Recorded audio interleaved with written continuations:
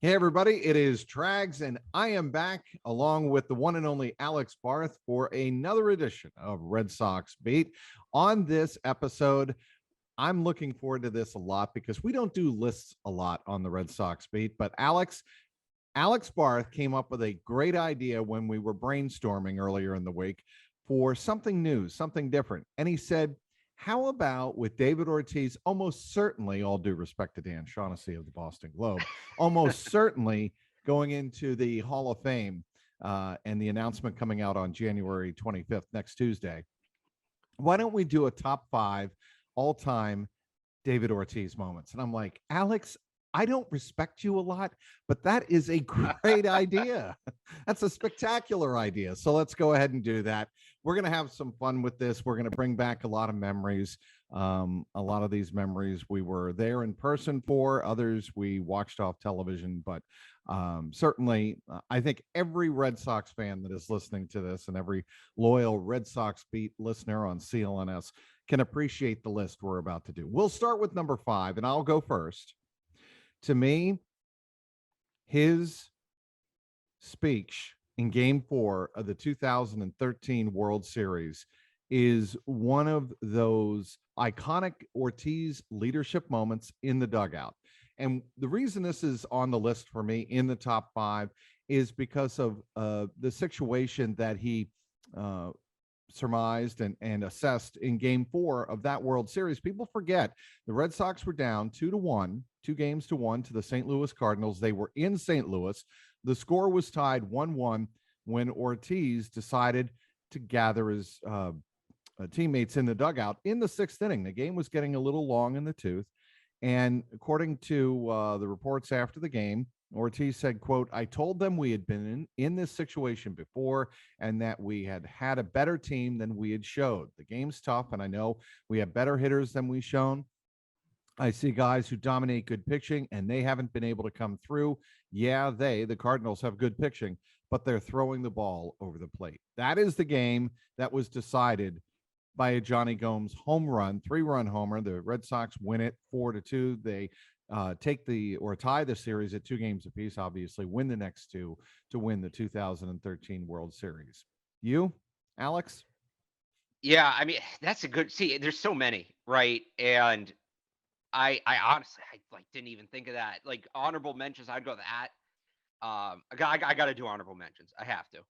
Okay, go I'd ahead. go with that. Him destroying the phone That's a in the great Baltimore one. dugout. That's a great Um, one. his first big Red Sox walk-off in 03 against the A's. They ultimately go on. Obviously, we know what happened in 03. So that one gets downplayed, but that was, you know, the precursor to kind of what he would be for the next couple of decades. To me, I viewed this list very personally, just like what are the moments that stand out to me, right? And so much happened in 2013. I don't know. I guess that speech kind of, let me put it this way. Spoiler alert, there's another speech in Yes, 2013 that's there going to is, be on my and list. likewise on mine. But Okay, go ahead. um, I'll actually take another 2013 moment. And this to me was just, I think the truly This is great for of great number at 5. Okay, this is this for is for number number 5. 5. This is for number 5. Yeah. Go ahead. But it is a 2013 moment. I think the truly great of great athletes, they have these moments. They don't necessarily have them often, but the true top level of athletes have these moments where they're superhuman, where you just look at the whole moment and you kind of have to remind yourself it's not from a movie. And the Red Sox were playing the Rangers in the summer of 2013. I happened to randomly have the game on that night. And I think they had won on a walk-off the night before, too, or something. They were on some stretch where they were winning all these close games. And the Rangers had runners on second and third, up 2, and they walked Dustin Pedroia intentionally to get to Mm, David Ortiz. yep, And I remember this. everybody's reaction was, well, why would you walk somebody to get to David Ortiz? He's going to win the game. And 2 pitches later, he won the game. And the reason that moment stuck with me, like, all right, David Ortiz hit a walk-off home run. When he rounded the base and he came home, they ripped his jersey off. Do you remember what it said on the back of his T-shirt in that Oh, moment? no, I don't. Famous as, I don't know if I can say it, famous as F. And Yes. like a picture of him flexing, like a silhouette of him flexing over those words. And it was just like, oh man, he let him know. Like there was some talk at that point that like he might be dipping or whatever, and I think we were starting to talk about his heels maybe being an issue, his feet being an issue, and Right. that to me was just like a superhuman moment of, we talked about this with Tom Brady a lot. Everybody in the building knew what was about to happen. Yep. It wasn't a guarantee, but it almost was. And then the t-shirt to me kind of put it over the top because it was like, yeah, I'm David effing Ortiz. This is what I do. I always loved that moment. It was just such a big, middle finger to everybody that's just like, yeah, I can do this. What of it? It was so cool. I loved that. I thought that, and he did it all with a smile, and that encapsulated really who and what David Ortiz was all about. Number 4 for me. Down 5-1, bottom of the 8th, game 2 of the American League Championship Series in 2013. Benoit on the mound for the Detroit Tigers, bases loaded, and David Ortiz drives a changeup on a 2-strike count over the right field wall. The famous, iconic image now of Torrey Hunter going ass over tea kettle into the bullpen with the Boston police officer looking on, raising his hands, tied the game. There was no doubt in anybody's mind that at that point, the Red Sox, not only I thought were going to win that game, they were going to win the series. It was just such a monumentally huge moment for David Ortiz to tie a game when you're down 5-1 and you're down 1-0 to Justin Verlander and the Tigers going back to Detroit. That single moment in that series, in that season, defined David Ortiz in 2013 in the postseason. You have that at 4. Yeah, that's correct. I do. I just wait. Okay. You have it higher? Yeah, now I'm worried I'm missing something, honestly. Nah, don't worry about that. Let me finish here. But there's a little anecdote that goes along with this. You remember what happened earlier that day down at Foxborough? Yeah. Oh, yeah. Okay. Tom Brady wins it with a pass to Kembrell Tompkins back of the end zone, 6 seconds to go. They beat the New Orleans Saints. One of the greatest days of my life. And that was one of the most memorable days, I think, in the last 100 years of Boston sports. It's certainly, to me, with Brady doing what he did and Ortiz doing what he did on the same day within a matter of 3 hours, was pretty special. Go ahead. You're number 4. Yeah, so I'll save my story on that for when I have it on my list. I don't know, maybe this is outside the box. I was lucky enough to be at multiple regular season David Ortiz walk-offs against the Yankees.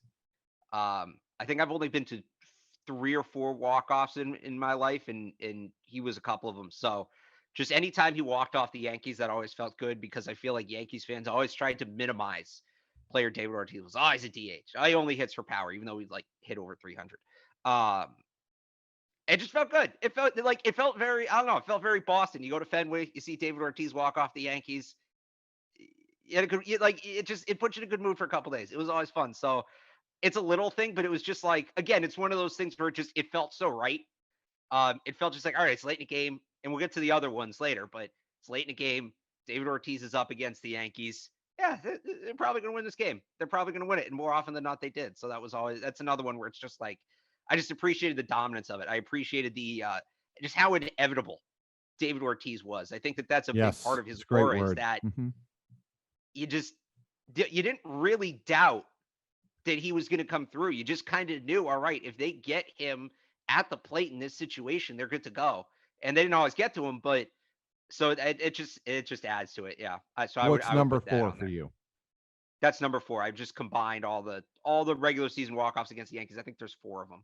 Okay, number 3, David Ortiz homers in Game 4 of the ALCS against the Yankees in 2004, and the game is over 6-4, just like that. Of course, that game will be forever remembered for Dave Roberts stealing second base and Bill Miller's game-tying single up the middle off Mariano Rivera. And but I think David Ortiz capping that night, and one of the longest nights in baseball history, and certainly in Fenway history, seizing the moment, sending the ball over the fence for the home run, and giving us one more day of delirious baseball.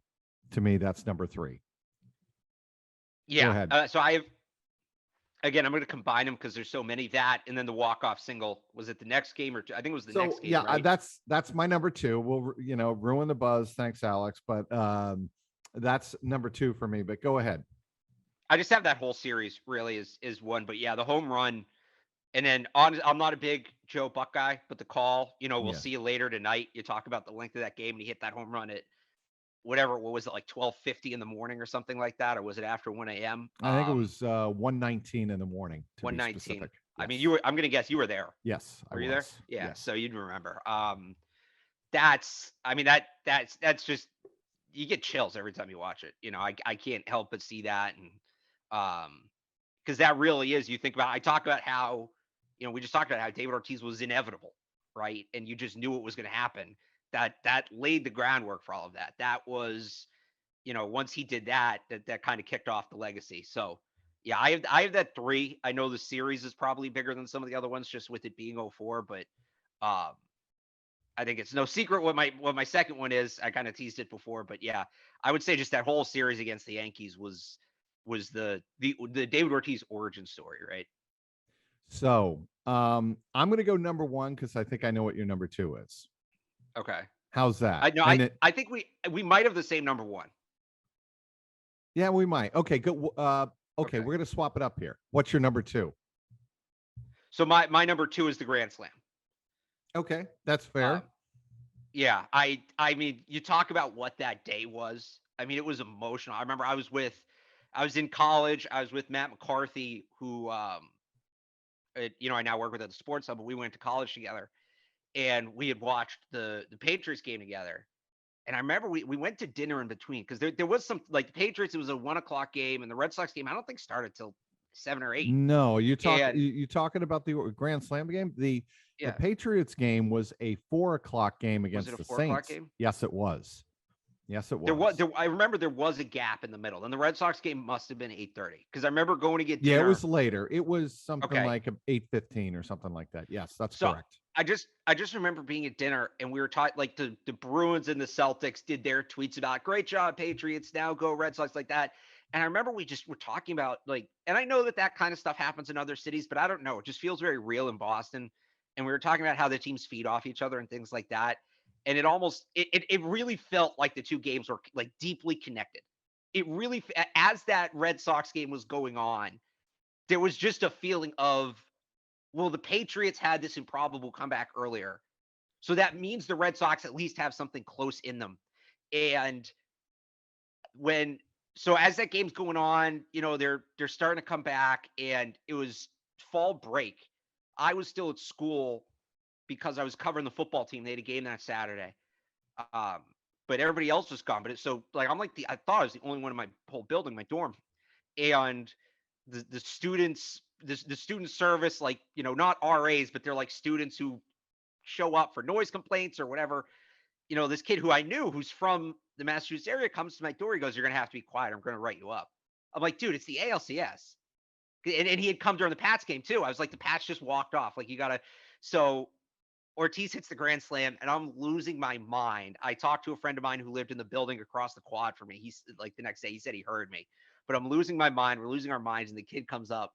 And he's like, "Dude, you got to quiet down." And I'm just like, if you want to write me up, write me up. I don't care at this point. I don't know if you saw what just happened. So it's the moment, and it was just such an awesome memory to that whole day. Like I said, like this, like for me, I did my personal favorites, maybe not the best, but my personal favorite David Ortiz moments, and Yes. like just that whole day is just such a special memory to me. I still have the covers from the Boston Globe from that day, like stuff like that. So, and then shout out Jared Saltamachia, who ultimately ended it and did get me written up. But totally worth it. I want to go over some amazing statistics, and I'm sure you're very aware of these, Alex, and why I think it's a no-brainer that David Ortiz next Tuesday winds up being announced as the as a part of the Cooperstown 2022 class. His career averages, he hit 286 for his career. He had 541 home runs. He had 1,700, over 1,700 RBIs. And his career, this is staggering. His career OPS was 931. Want to know something even more staggering? At the age of 40, his last year in 2016. Do you know the numbers, Alex? It's over one. I know. I don't remember exactly what it is, but isn't it the second or third highest of his career? Yeah, it is well, that's a great question. It is the third highest of his career. He had a 1.066 in 2007 and 1.049 in 2006. He had a 1.021 OPS in 2016, his final year in Major League Baseball at the age of 40. To me, what's even more amazing, he had a league high 48 doubles. He had 38 bombs, and he drove in 127 RBIs. That is also fourth highest in his career. He had single season highs of 148 in 2005. He had 137 in 2006, and he had 139 in 2004. 127 RBIs at the age of 40. In his last 4 seasons in Major League Baseball, he drove in over 100 runs in each and every single season.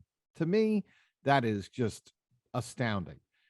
Obviously, we get to the postseason, and his numbers are almost as staggering. His OPS in 85 postseason games, Alex, 947. In those 85 postseason games, he had 17 home runs and 61 RBIs. Now, I've not had the time to break down how many game-winning RBIs he had and game-winning hits, walk-offs, and whatnot in Major League Baseball history, but still, it's astounding. And I think for those, just based on those numbers alone, the man's getting into the Hall of Fame. Yes? Yeah, you talk about postseason success. You talk about longevity. I mean, he was robbed of the MVP in 2016. He should have won it. And I agree. you talk about the 48 doubles. Let's not forget he couldn't move. Like he really couldn't. How many more doubles would he have had if he was even just an average runner? That number is maybe probably closer to 60, right? So you wonder what he could have done if he kept playing, because he still clearly could hit. You know, could he have gotten a 600 home runs? You look at you just mentioned it. You look at the pace he was on at the end of his career, last 4 years, 30, 35, 37, 38. That's progressively. He hit more home runs each year in each of his last 4 years. So you figure if he kept around that, he only needed 60 home runs. If he could have played 2 more years, yeah, I think he he's was probably at the end, 600 though. home runs. Yeah, I mean, at 40 and his body getting to be the way it was, I think he was pretty much done. So again, I don't know that he could have kept playing just because of the day-to-day grind of it, but like hypothetically, you look at how he was hitting just purely as a hitter. Right. I think he had 60 more home runs in him in 2 or 3 years. He wasn't going to fall out. Like he would have, even if he fell off, arbitrarily here, even if he fell off 30%, he's still a 25 home run guy. So again, ultimately, you're right. Ultimately, he couldn't have kept playing because the heel was too much of an issue. He could not move, and you still need to be able to run the bases. All right. Go ahead. Yeah. No. But I was going to say, I think that some of the things we sleep on with the numbers obviously are Hall of Fame caliber, but I think we sleep on, players' longevity, and I think we sleep on postseason ability when we consider, players for the Hall of Fame in multiple sports. And those are 2 boxes he checks emphatically. So part of the reason we're doing this, and part of the reason I really thought, Alex, it was a great idea on your part, is there's a lot more to David Ortiz than just the numbers. A lot more to David Ortiz's story, and why he is, to me, a slam dunk for Cooperstown in 2022. The number one moment in my mind, and I think it sticks out in the minds of a lot of Boston Red Sox fans, especially in the city of Boston, was what he did on April 20th, 2013, when first responders and the Watertown Police Department were being recognized for how they handled the 2-day shutdown after the Boston Marathon bombing. back on April 13th. And I think what he was able to do and the way he was able to galvanize not just Red Sox fans, but the city of Boston, this is our effing city. And for him to say, and obviously he did not say effing, he actually said the Right. word. We'll keep it family friendly here. This is our effing city.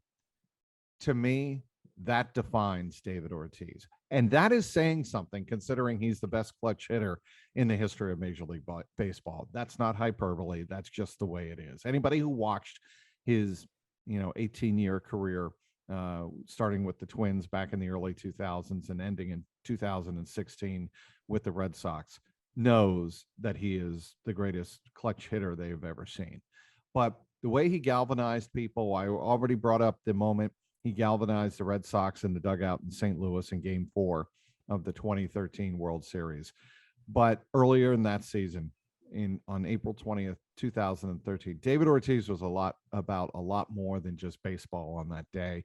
And the way he galvanized the city, I keep using that word, but I think it's the perfect word for him, really stuck out in the fans and endeared him to not only Red Sox fans and not only baseball fans, but endeared him to anybody who really felt that Boston had been attacked. And if you think you're going to make us cower, screw off, F off.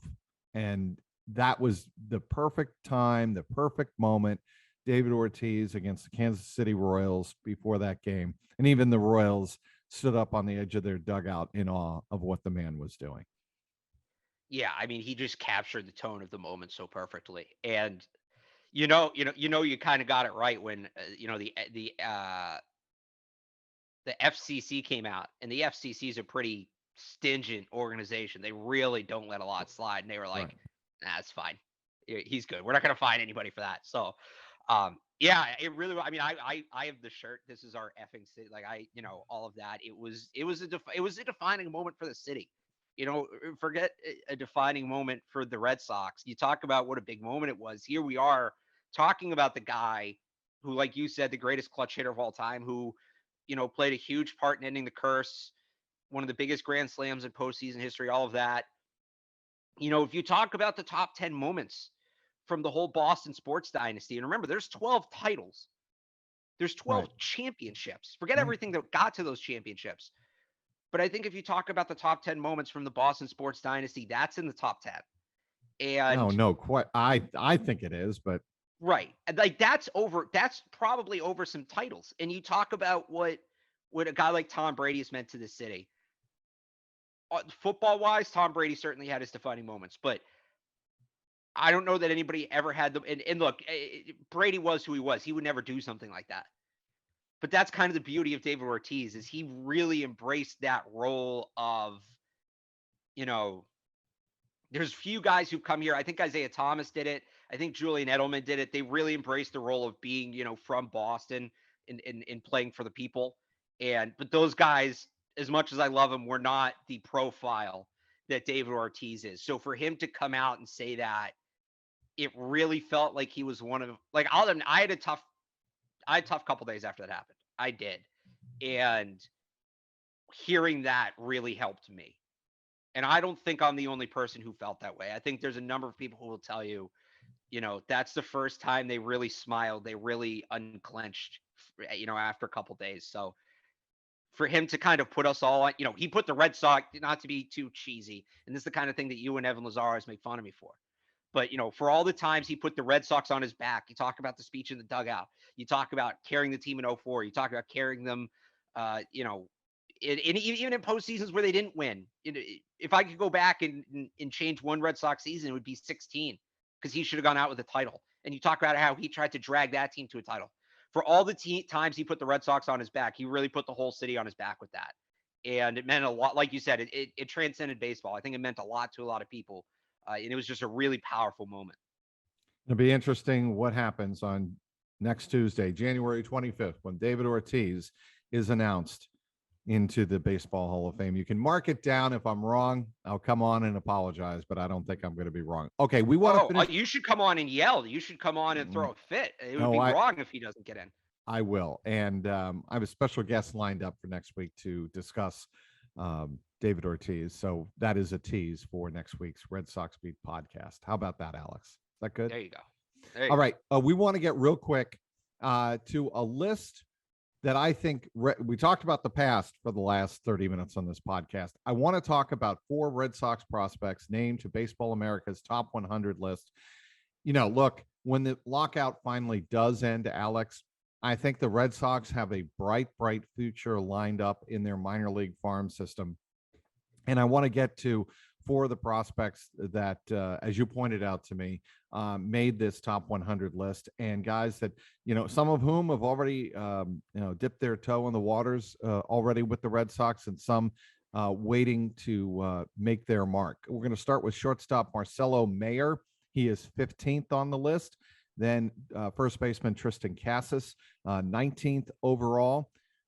Coming up next is second baseman Nick York. He's number 31.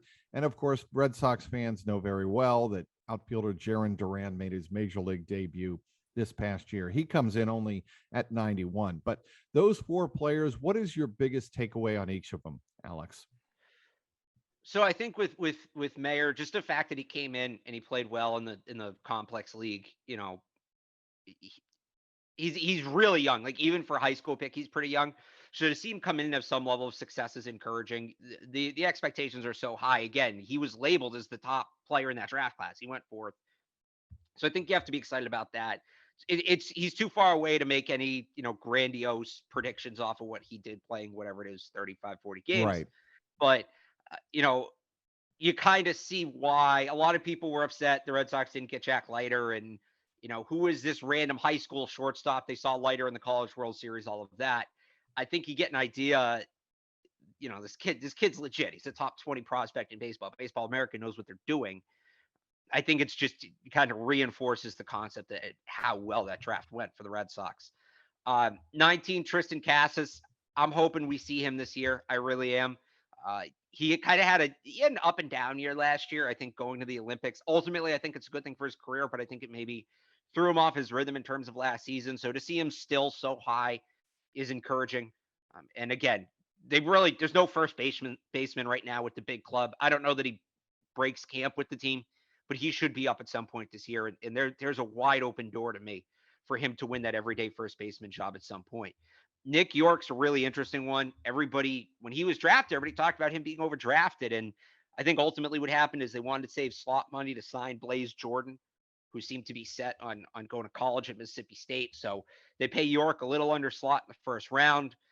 And I remember when he was drafted, the people on the desk were saying, we don't even know who this kid is. We didn't even really prepare for him. He goes in the first round. And he was, Chaim Bloom was roundly criticized and mocked for taking him and back in 2020. And now he has risen up to number 31 in all of baseball, according to Baseball America. Yeah, and he had a massive jump. He was 63rd last year.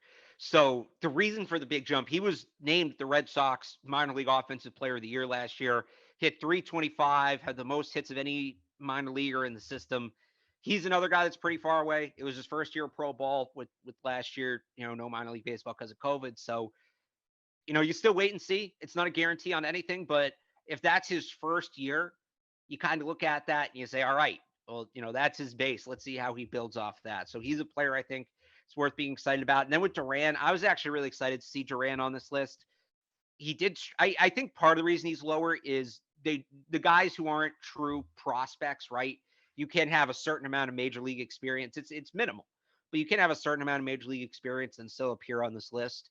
I think the guys who have played in the majors generally get ranked further down because it's not that they're lesser players, but they're not as much of a prospect, right? Duran is right on the fringe, I think, of that prospect label. But a lot of people ready to write him off after just 33 games last year. I think it's too soon to do that. I'm glad Baseball America's not writing him off. The Red Sox shouldn't write him off. I think his combination of speed and power, like I've seen him play live a lot. I was in Lowell the summer that he broke out. And this is a guy that can turn a routine ground ball to shortstop into a single and at the same time hit the ball 400 feet. So he's got to work on his contact. He struck out 40 times to 40 walks. That's not going to fly, but we've seen other players have those issues. Rafael Devers had issues like that when he came up, and he's obviously turned out okay. So I still think they need to work with him. I'm not sold on him being an everyday player yet, but I still love his potential. I'd love to see him get, a full year in the majors and kind of see what he can do. They're going to need an outfielder. They only have 4 outfielders right now, really, on their 40-man roster. That's not including JD Martinez. So I'm happy to see Jarren Duran's kind of still in the spotlight here after what was not an ideal start to his major league career. You have anything else, Alex, you want to add? I mean, just keep an eye on the lockout, right? And Yeah. I'm just hoping think, Rob Manfred. I hope what happens is both sides are like, look, we can't afford any more time if we're going to get this Major League Baseball season underway reasonably close to what we want to get it underway at. And that is, I think, sometime by mid-April, right? If they go beyond that and they start shortening the season, I think it's a lose-lose. yeah, no pun intended. I think we're in the ballpark here where you start talking about, at the very least, an abbreviated spring training. And I know that there's some reports that the sides are sending offers back and forth, but they seem like pretty empty gestures at this point from everything I'm reading. So, look, I think, and we talked about this a little bit when we were planning the show yesterday, I I think baseball had a really good year last year. I actually do. I think it caught more attention. You had all those no hitters early in the year. You had some good like division rivalries that meant something between the Giants and the Dodgers and even the Padres. Obviously, the Red Sox and Yankees, right? The Cubs and Reds went back and forth for a little bit. So yeah, you had some juice. And the thing about like it felt like they were in a position to capitalize on it. The thing about that is you can't hit pause on momentum and then just pick it back up whenever you want. Right. And if they delay the start of the season, you kind of lose all that momentum you built up last year. And this is not a game that can afford to lose that. This is not a sport. This is not a league that can afford to lose interest. So you just hope both sides realize that and get something done. I know it's super cliche to say whenever these things happen, but ultimately it's all about the fans, and you hope they remember that. And by the way, I don't mean that. This is one of the times I don't mean it in a cheesy way that, oh, be romantic about the game and the fans need baseball. I mean that as if the fans aren't interested, there's no money coming in. You can't operate as a business. Right. So hopefully they recognize that and get this thing sorted out. But what are we here? We're January 20th. Pitchers and I don't know the exact date pitchers and catchers are supposed to be, but it's got to be less than a month, right? 3 It's weeks. normally mid-February, 3 weeks. So 3.5 weeks. Yeah. so you gotta start figuring that out before you have to push that back. And look, maybe they can strike a deal the day before. Maybe they strike a deal, and we've seen that kind of thing happen. I think the NFL lockout, whatever year that was, what did that end like 2011. did that end like 2 or 3 days before training camp or something like that officially? Yes. Yeah, like they knew, but then it had to get ironed out. So maybe it's kind of one of those situations that's honestly what I'm expecting is, they take a day or two off pitchers and catchers, but they got to get this thing moving. They got to get this thing in gear to get there. He is Alex Barth of 98.5, the Sports Hub. Follow him on Twitter at Real Alex Barth. I want to thank everybody for downloading today's podcast and thank our great guest, Alex Barth from 98.5. For Alex Barth, I'm Mike Petraglia, and this has been the Red Sox Beat podcast powered by CLNS Media.